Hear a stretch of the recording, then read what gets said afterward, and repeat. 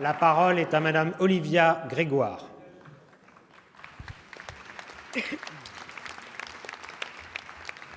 Ma question s'adresse à Monsieur Bruno Le Maire, ministre de l'Économie et des Finances. Monsieur le ministre, ce lundi, l'ONG Oxfam a publié un rapport dont les conclusions sont frappantes. Les entreprises françaises du CAC 40 seraient devenues les championnes du monde de la distribution de dividendes. Selon cette même organisation, c'est plus de 67% de leurs bénéfices qui auraient été distribués depuis 2009 aux actionnaires.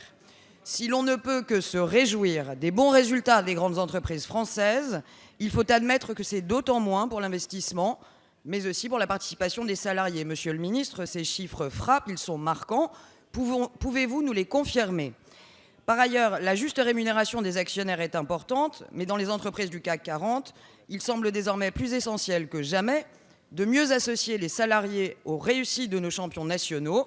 Si la participation et l'intéressement ne sont pas la principale rémunération des salariés, bien évidemment, la part qui leur est accordée doit clairement augmenter.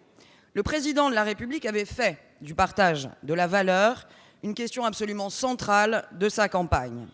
Notre majorité compte bien en faire un axe majeur de son action. Dans cet esprit et à diverses reprises, une ambition forte a été affirmée, notamment avec la suppression à venir du forfait social dans les petites entreprises.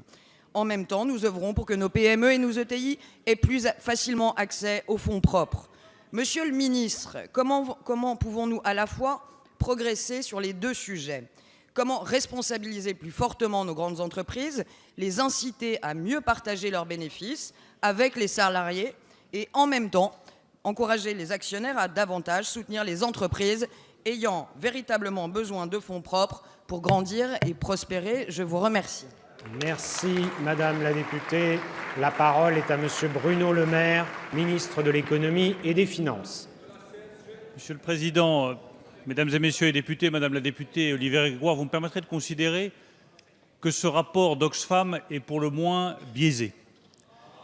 Il est biaisé d'abord parce qu'il ne prend en compte que les entreprises du CAC 40, entreprises qui peuvent faire la fierté de la France, mais auxquelles ne se résume pas l'économie française, qui repose d'abord sur ses PME, ses commerçants, ses artisans et ses entreprises de taille intermédiaire. Biaisé parce qu'en face des milliards de dividendes versés, il oublie de mettre en regard la capitalisation de ces entreprises. Et si on rapporte l'un à l'autre, on s'aperçoit que la rémunération des dividendes est de l'ordre de 3,6%, rémunération des actionnaires de ces entreprises.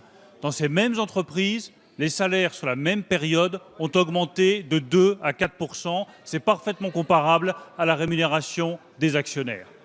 Enfin, cette rémunération, c'est celle du risque. Et la question que nous devons nous poser, c'est quel financement de notre économie voulons-nous ? Mais la vraie question, ce n'est pas de se plaindre de la rémunération des actionnaires. C'est comment faire pour développer l'actionnariat en France, développer l'actionnariat des PME, développer l'actionnariat salarié, développer un actionnariat national indépendant pour que nos grandes entreprises ne dépendent pas de l'actionnariat d'actionnaires étrangers qui exigent des niveaux de rémunération trop élevés. Elle est là la vraie réponse.